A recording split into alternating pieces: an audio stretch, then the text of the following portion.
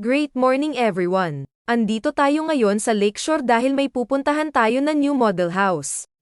Pagpasok pa lang sa main road ay sasalubungin na kayo ng maraming puno. Meron rin view ng Mount Arayat kaya naman napakaganda ng ambience ng subdivision. Marami na rin nakatira dito sa subdivision kaya may kamarites ka na. Pero ang model na ipapakita ko ngayon ay pre-selling kaya mababa lang ang hulog monthly. Ako si Joanna Rose Berha at samahan nyo ako na pasukin ang dressed up ng Ivana model ng The Palms Lakeshore. Follow nyo rin ang greatland.ph para sa iba pang quick house tour. Single attached ito at merong 3 bedrooms, 2 toilet and bath, at 2 carports. May lot area na 80 square meters at floor area na 60 square meters.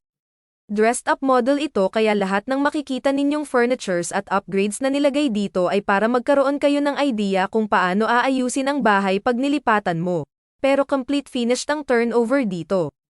20,000 reservation fee at 29,800 pesos ang monthly for 20 years pag installment. Maraming amenities gaya ng clubhouse, lakeshore tent, swimming pool, church, man-made lake at marami pang iba. At soon magkakaroon na rin ng hospital sa labas ng subdivision.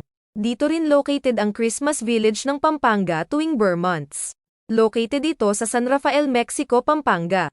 Ang pinakamalapit na commercial establishments dito ay ang Petron NLEX kung saan meron Starbucks, McDonald's at iba pang restaurants. Malapit rin ito sa Global Construct City Mall kung saan meron banks, supermarkets at ongoing construction na rin ang GCC Hotel. Reserve ka na baka next month iba na naman ang price neto.